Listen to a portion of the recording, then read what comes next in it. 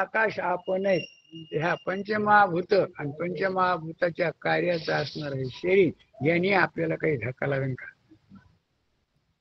आपलं हे वास्तविक परिचय नसल्यामुळं आपण त्याच्याच ह्याच्यामध्ये काय राहतो आणि ते निवारण करण्याचं नाही. स्पष्ट सांगितलं. अग्नीपासून दहा होणार नाही, वाऱ्यापासून शोषण होणार नाही, जलापासून अर्ध भाव होणार नाही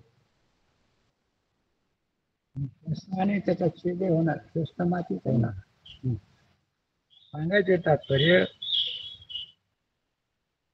न्याय हे सांगितलं ना. आता याचा तात्पर्य आपण त्या श्लोकाचा जो त्या श्लोकावर संस्कृत टीका आहेत ना, नभा नभा म्हणजे नभा म्हणजे आकाश, चिन म्हणजे ज्ञान, चिन म्हणजे ज्ञान, चैतन्य, चैतन्य रूपी आकाश. चिन नभा चिद आकाशस्य.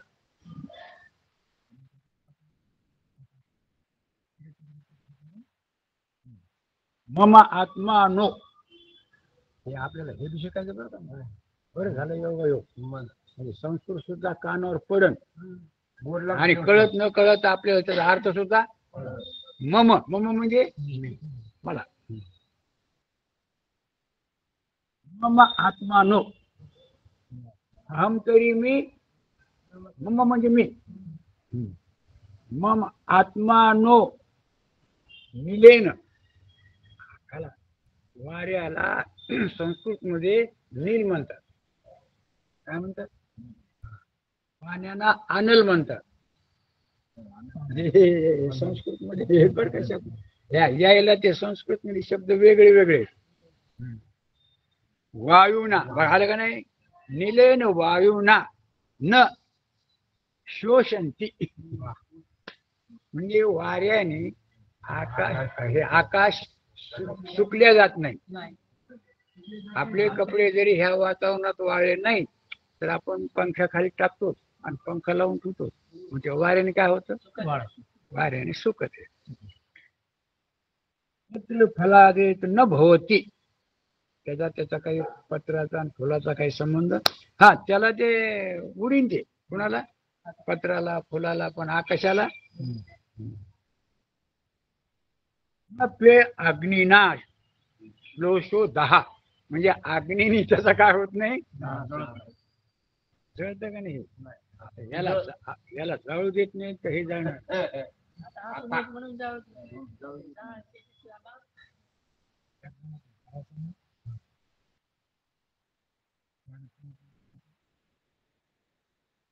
तीर्थयात्रा निघली, बापू तुम्हाला यायचं का, तुम्हाला यायचं का, तुम्हाला यायचं का, हो हो म्हणजे बरे आपला सगळा गुरुपच्या तोंडावर हो म्हणजे सगळे तयार झाले निघायला पंढरपूरला कुठं काय. पण म्हणले त्याच्यामध्ये एक ऐकणार होत, हा अंतयात्रेचं सामान कडव्यासहित सगळं. मला यायचं, काही किराणा दुकानवाले होते, किराणा दुकान मला बी यायचं का, ते किराणा दुकान बाबा मी महिनाभर येणार नाही, तुम्हाला काय लागत होतं साखऱ्या फाकऱ्या काय घेऊन जावं, पुन्हा तुम्हाला अडचण, दुकान एकच म्हणजे द्यावं आम्हाला एक महिनाभर लागणार. बरोबर, हौशीने घेतलं का नाराज, हौशीनं हे आता हे बी म्हणलं गाड्या मी महिनाभर मी काही येणार नाही, तर एक एक काय करतो मी, दोन दोन नाही एक एक हे काय आहे मला एक महिनाभर यात्रेला जायचं, उगाच तुम्हाला अडचण करून दुसरी दुकान हे उचल म्हणला, मला आम्हाला का मारतो का. आणि कोणाला जर म्हणलं हे थडग बांधलं तर कुणासाठी, तुमच्यासाठी उचल उचल राग येईल का नाही. जाऊ देत नाही का हे जाणार कोण शरीर का याच्यातला तसं दृष्टांत आकाशात आहे. पाच भूतापैकी एक आकाश आहे. म्हणजे ते दृष्टांत योग्य त्यांनी बसू. आकाशाला जसा धक्का लागत नाही अग्नी वाऱ्या पाण्याचा, तसंच आत्मस्वरूपाला सुद्धा पाच भूताचा धक्का लागत नाही, म्हणून ते निर्लेप आहे. आलं अशा.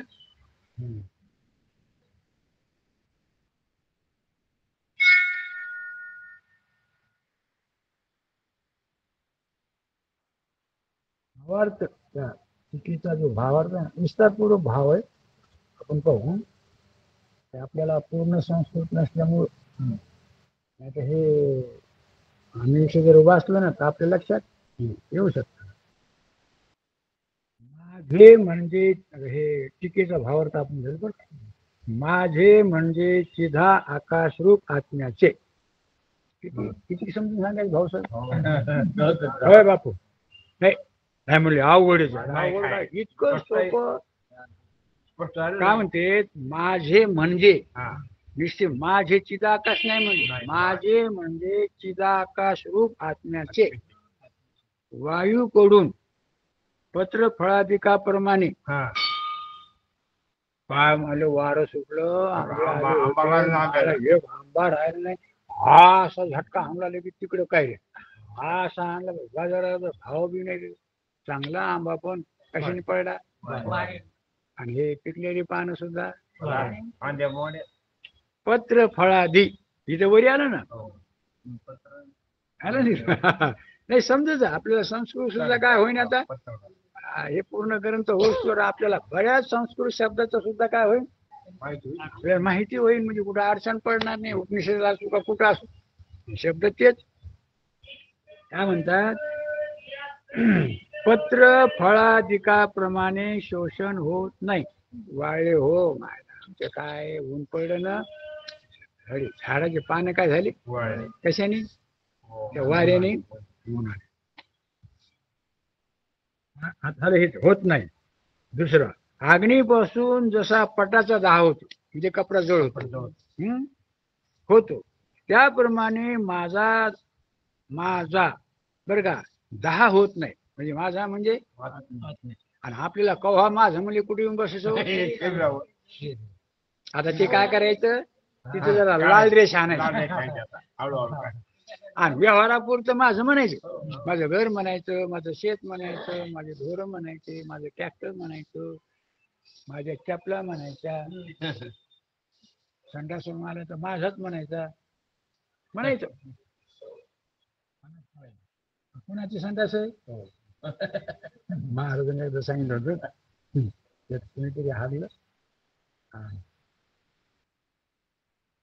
पण हागलं रे इथं मोठ्याने म्हणाल. कोण म्हणाले, जे जे हागलं तेच म्हणायला का. अरे महाराज कोण हागलं इथं, लोकांना वाटलं दुसरं कोणी हागून गेलं हे कसं म्हणी. तसं व्यवहारात मी माझं म्हणायचं, काही जायचं नाही. त्याप्रमाणे पाण्याने ज्याप्रमाणे अन्नाधिक ओले होतात, अन्न ओलं होतं, कपडे ओले होते, त्याप्रमाणे आत्म्याला ओलेपणा येत नाही. कशाने, पाणी. त्या पाण्याने एक एक सांगायलेत ना. किंवा शस्त्राने जसे उसाचे तुकडे होते, त्या आता ह्याचे सुद्धा करतात ना. संभाजी राजाचे तुकडे केले होते.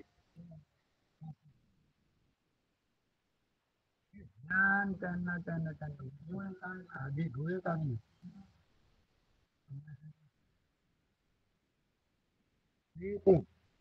वेड्या ह्याच्यामध्ये सुद्धा ते आपल्या ह्याच्यावर राहिले.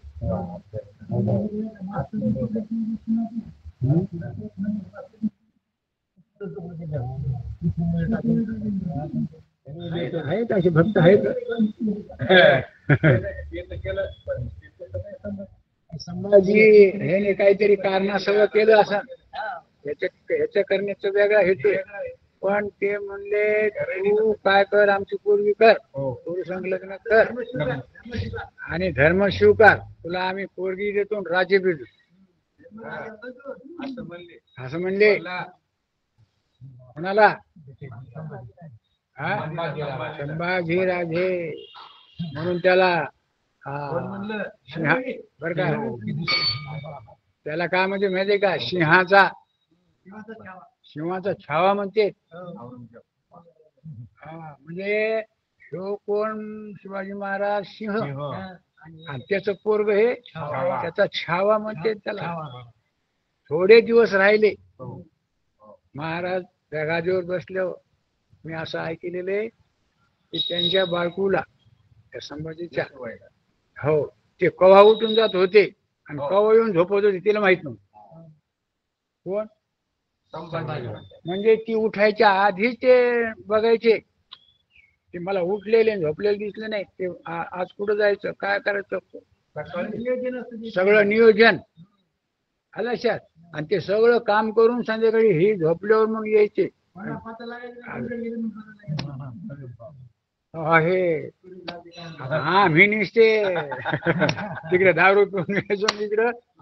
अरे नाही रे बाबा त्याच्या लायकीचे काय सांग मग गोड.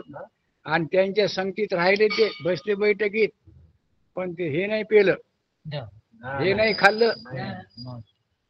आणि हा आपलं तर हे आपले रामायण महाभारत हे आपल्याला शिकण्यासाठी आहे. हे तर आहेच आहे. पण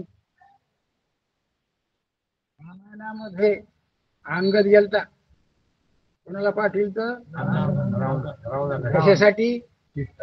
अंगद शिष्टाई मिळून घ्या हे शेवटचा इलाज असतो. मिळून घ्या सीता वापस करा. पण त्यांनी ते मानलं नाही. त्याला इतकं प्रलोभन दिलं कोणाला? त्याची त्यांनी खुर्ची सुद्धा घेतली नाही आपल्याशी. तर ते अंगदाला इतका प्रलोभन दिलं त्यांनी ते प्रलोभन टाळून टाकलं. कोणाला? अंगदाने. आपले तर तिकडे गेले तर तिकडेच झाले. मला सांगा तुम्ही पण त्या ह्याच्यामध्ये मराठी जास्त आहेत का बाकी जाती जास्त? निवडून गेलेले मराठी जास्त आहेत. शंकरराव हे ते विलासराव देशमुख हे सगळे आपलेच आहेत. पण ते तिकडचे झाले का आपलं घरानं मांडलं. आणि एकच मुसलमान जर उभा राहिला निवडून आला सगळ्याची सोय लावते. काय सांगा हे आपण असे तिकडे बी तसे इकडे नावाचे वानर होत गंधमान. त्याला धरलं होतं ते मोठी मोठी असं धरलं. आता ते म्हणले तू रावणाचं म्हण मी तुला सगळं काय करतो जीवदान बी देतो. आणि त्याचा येऊ लागला सुगंध कुणाचा? जणू का फुलाचा गजरा हातात धरलेला. त्या गंधमान मग झाडाचा पाला खात त्याला येऊ लागला सुगंध. ते म्हणला बोल कसा आहे नाही तर आताच तुला मी काय करतो दाबीतो तुझं सगळं रक्त म्हणजे अंगाला सुगंधित लावतो. ते म्हणजे काय हरकत नाही मी कोणाचा सेवक आहे. आम्ही त्याला काय राहिलं नाही घर नाही मग काय ते सेवक काही असो म्हणजे पण मारलं त्याला कोणाला तरी पण त्याने याला म्हणते निश्चयाचे बळ. असं तसं इथं सुद्धा आपल्याला एवढी स्पष्टता झाली.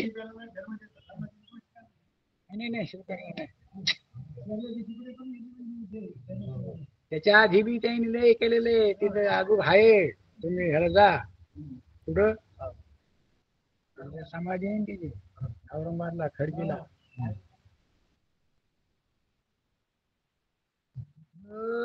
एवढा साखर दंड होता म्हणून त्या साखर दंडाला त्याला बांधलं होतं. एवढी मोठी शिळा त्या ह्याच्यावर तोंडाला लावली होती. याने ती शिळा स्वतः ताकदीने पाळली आणि ती साखळदंड वडीत वडीत वडीत वडीत वडीत त्या दगडापासून का कशापासून न्यालेला आहे. आपल्याला इतकं उचलत नाही. आणि त्याने आणि ते दगडाने ते ठेचून ठेचून तोडून हे आदत झाले. काय ते काय साधी गोष्ट आहे. आणि खेळत होते कोणा संग? पैलवान संग. कुठे गेला खेळत असेल सिंहासन. कोण? वर्णन आपण करू शकत नाही. चला सांगायचं आपलं आपलं स्वरूप कसं आहे मग? हे होत नाही, अग्नी भिजत नाही, अग्नी नाही.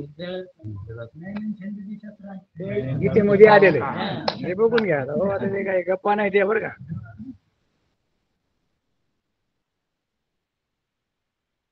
आकाशाप्रमाणे आत्मा निर्वय असल्यामुळे, आकाश जसं निर्लेप आहे ना, त्यामुळे वायू इत्यादी सगळे आले त्याच्यात भूताचा संबंधच होत नाही.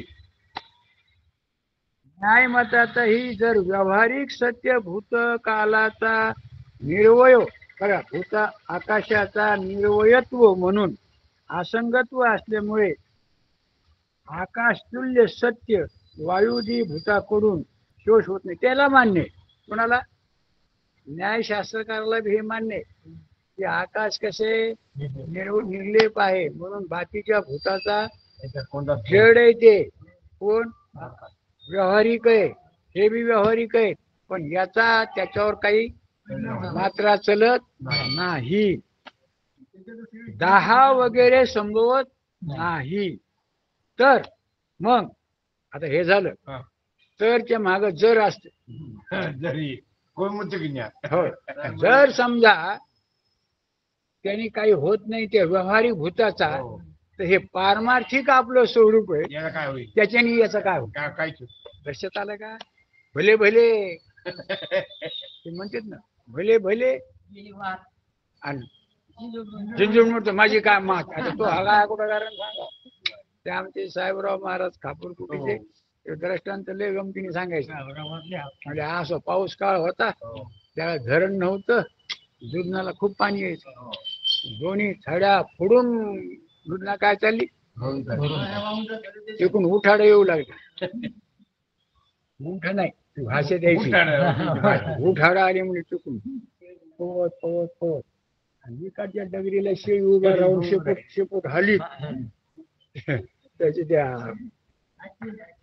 ऍक्शन करून शेपूट अशी हलून ती काय म्हणाली, उंठ दादा उतार किती काही.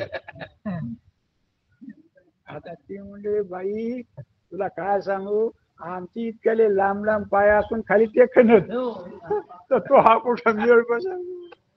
तसं इथं ते म्हणाले की ह्या व्यावहारिक आकाशाचा हे भूत काही करू शकत नाही. मारा त्याला चापट हाना, तलवार मारा, एखादा मोठं जाळ लावा, पाणी सोडा. आता पाणी सोडेन घराने शिरण का त्या आकाशामध्ये त्याला ओलं करेन.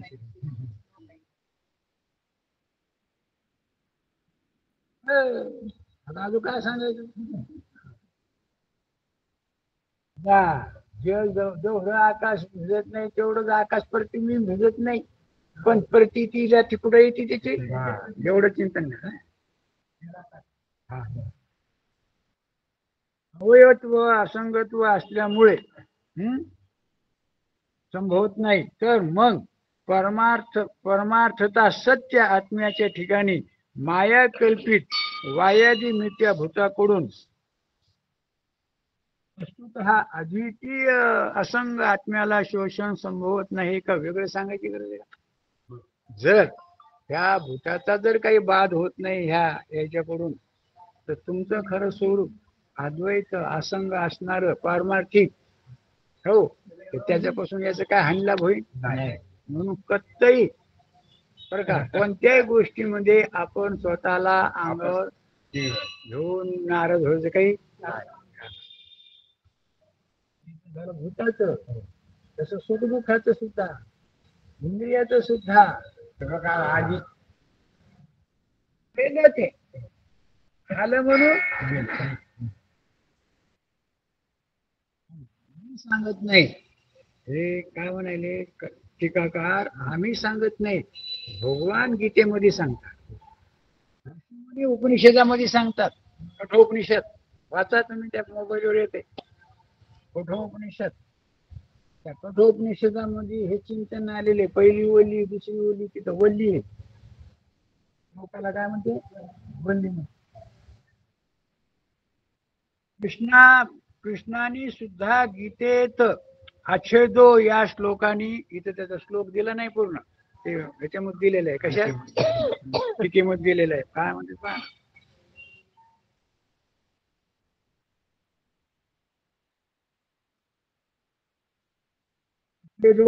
अयम दाहो अयम अक्लेशो अयम, तिथं हे पूर्ण श्लोक दिलेला आहे. अच्छेदो या श्लोकाने आत्मा शस्त्राने तुटत नाही, अग्नीने, त्याचा अर्थ दिला बरं का, अग्नीने जळत नाही, पाण्याने ओला होत नाही आणि वायूने सुकत नाही, होत नसून आत्मा कसा आहे? आत्मा बरं का, तो आत्मा, आपण तर भापट आहेत ना, आपण तर थटवले, आपण तर सोळंके, हे जरा समजून घ्या. हे आपल्याला मिळालेले उपाधी संबंधाने प्रतिबिंब हालत नाही. काय हालत? पाणी हलतंय, पण काय हल्ल्यासारखं वाटतं? प्रतिबिंब घडूळ होत नाही. काय घडूळ झालं? प्रतिबिंब स्थिर आणि स्वच्छ होत नाही. काय झालं? तसं आपलं अंतःकरण रूपी पाणी आहे. संसारात थोडस कमी जास्त झालं की थोडं बरं वाजलं की झालं घ्या. आमचं पोरग इथं ना आमचं पोरग तिथे, हो, त्याला काही कमी जास्त झालं की म्हणायले झालं नाही का याने मानलं. अहो काही काय नाही ऐक, नाही होऊन बी ऐकलं तर दुःख होत. विचारसागर मध्ये आलेलं आहे, पंचकरणात आलेलं आहे. मुंबईला पोर गेले शिकायला, आणि एक मेलं आणि एक राहिलं. सांगितलं काही काही माणसं घ्यायच्यात मी मजा घेते. त्याच्यावर काय परिणाम हे ध्यानात, मारणाऱ्याला सांगितलं की तुमचं जिवंत आहे, पैसे घेऊन यायले, तुमचं सगळं कर्ज फिटून दिलं गे, खरंच म्हणला पूर्णाच्या पोळ्या.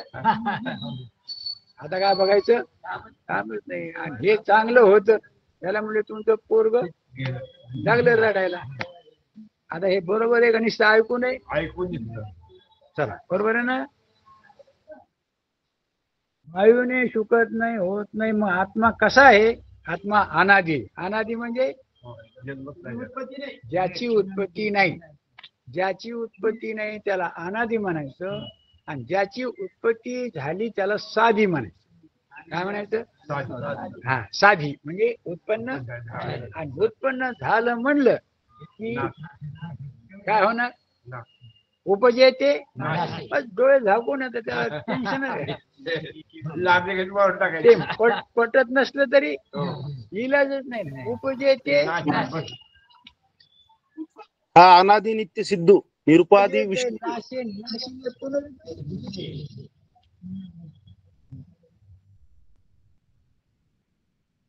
आता लग्न झालंच नाही एखाद्या पोराचं, मग ते नवरदेव होईल का रांडका होईल? रांडका होत नाही, नवरदेव होत नाही. पोरग नाही का आधीपासून तर शेवटपर्यंत कोण आहे? मुलगा. झाले की मग नवरदेव होईल. ती मेली याच्या आधी की तसं आपण जन्मलो का जन्मलेलं शरीर आपल्याला भेटलं, शरीर भेटलं असं ध्यानात घ्यायचं.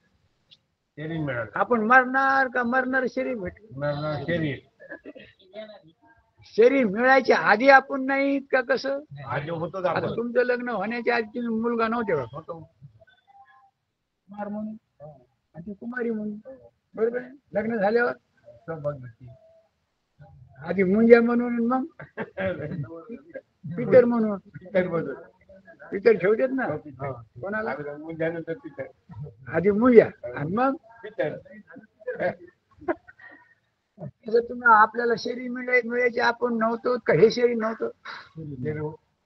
आणि हे शरीर हे न कळून जर केलं तर आपल्याला शरीर भेटणार नाही का? हे शरीर नाही भेटणार? ते भेटणार नाही ते अनेक भेटते हा? आवडे उभे किती का म्हणते जैसे जैसे जीर्ण म्हणून गीता बारकाईने पाहिली पाहिजे ज्ञानेश्वरी. आम्ही पारायण करतो, उलट पारायण पारायण करा, पण पारायण झाल्यावर घरी नीट समजून घ्या ना. काय म्हणतात ते? मग तैसे तैसे देहांतर शिवकारी जे चैतन्य ना आलं ना. चैतन्य तो कोण आहे आणि तो कसा आहे? असा आहे तो आत्मा आहे आणि अनादी आहे. अनादी आहे का नित्य बी आहे? नित्य नित्य आहे का सर्व व्यापक बी आहे? व्यापक बी आहे. आता एक इथं अडचण येते बरं का. आपल्याला आपण तसं वाटतो, पण आपण सगळीकडे वाटत वाटत व्यापक वाटत नाही आपण इथं अडचण. आपण इतकी वाटत आपण कुठे वाटतो? परिस्थिती आता सगळ्या ह्या मंदिरात आपण बसलेलं वाटतो का इथंच वाटतो? इतके एवढ्या जागे आता तुम्हाला तुम्ही घरी वाटता का इथं वाटतं? इथंच वाटत आणि घरी गेल्यावर ते घरी वाटत इथं वाटतं, घरी वाटतं, म्हणजे परिच्छिन्न. आता आपण परिच्छिन्न का आपल्याला प्रगट होणारी उपाधी परिच्छिन्न? उपाधी परिस्थिती आता आपण व्यापक कसे आहोत हे सांगण्यासाठी त्यांनी काय घातलं ते थोडा आता सर्वगत. आपल्याला आपण सर्वगत वाटायला पाहिजे. म्हणून तुकाराम महाराजाचं मुखातून वचन अनुभवाचं निघलं. तुकाराम महाराज येऊ लागले कुठून तरी बरं का, आणि त्याला घेऊन पाखरे पळू लागले. म्हणजे आत्मा तर सगळीकडे, तुम्ही हे कम पळेल मला घेऊन बसली तिथं भजन करी मानी घालून रामकृष्ण.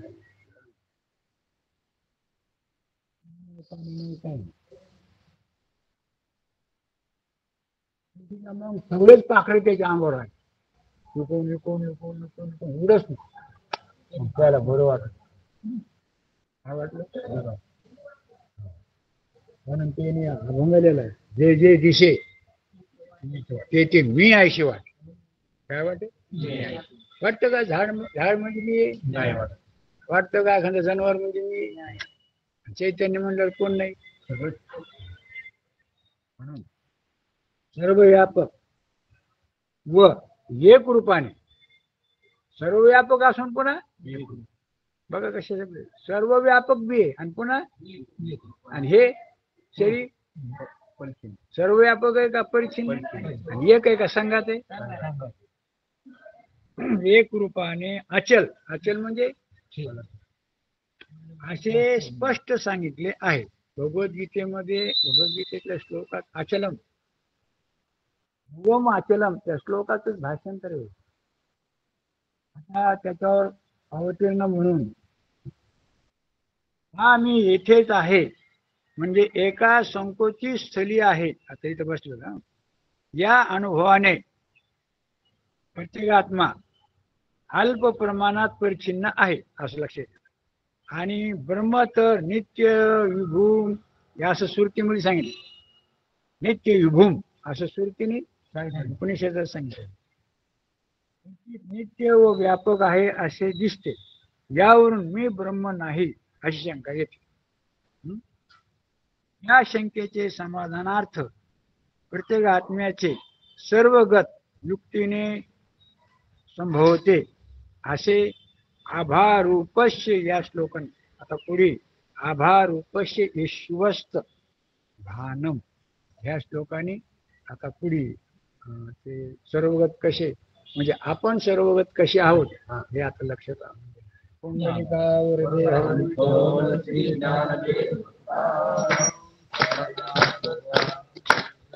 विठ्ठल विठ्ठल विठ्ठल द्यावे कसाय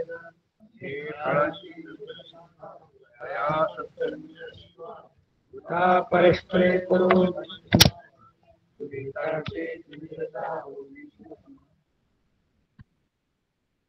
जे वांतील तो तिला हो प्राण्या.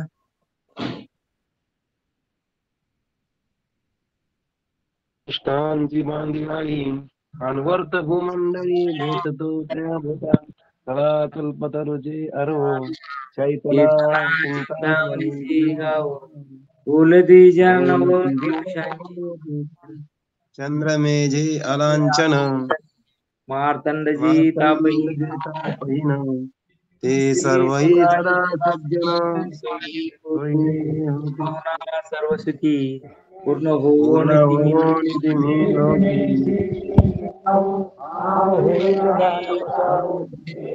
येणे वर ज्ञान देव चुके आधारी हिंदीवर ज्ञान देव शिक्या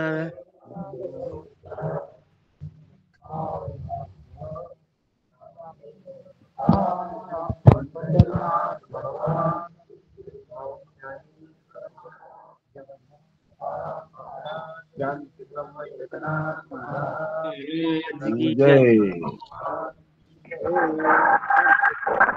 रामकृष्ण हरी महाराज रामकृष्ण हरी रामकृष्ण हरी महाराज रामकृष्ण हरी महाराज सर्वांना रामकृष्ण हरी सर्वांना रामकृष्ण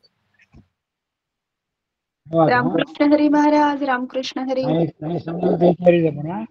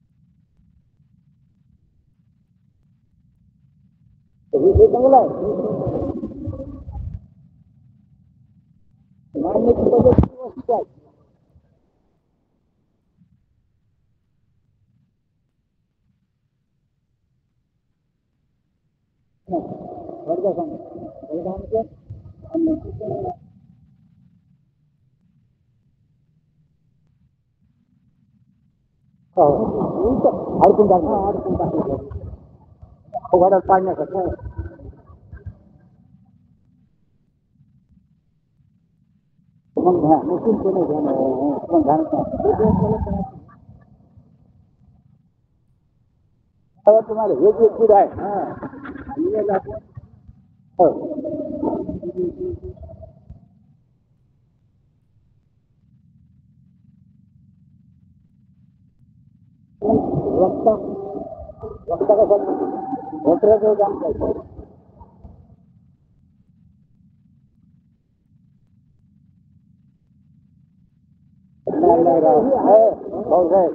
कशाला अडकीचा अडकाले आहेतच पहिले मोकळं करा मोकळं व्हा मोकळं करा त्याला काय अडचण मोकळेपणा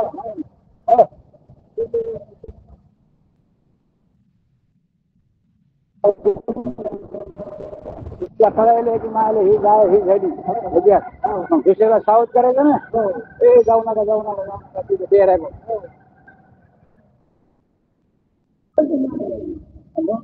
अनमोल नाही समजा हो काय द्या तुम्हाला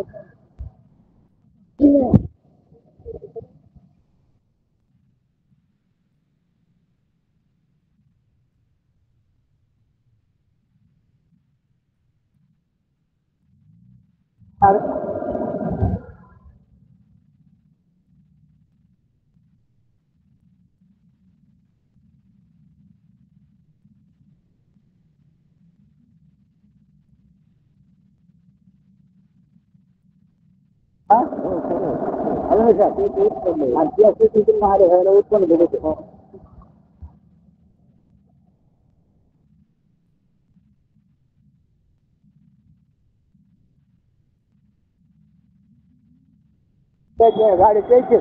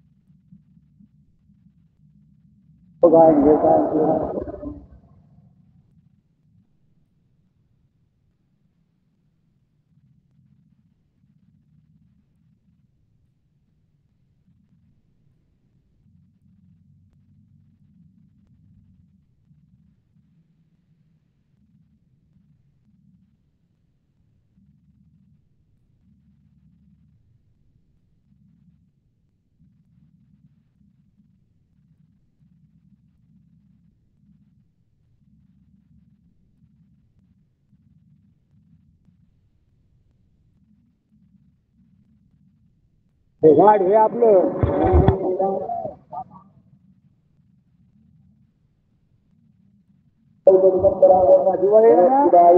तुमच्या हे आणते रांगोळी तुमच्या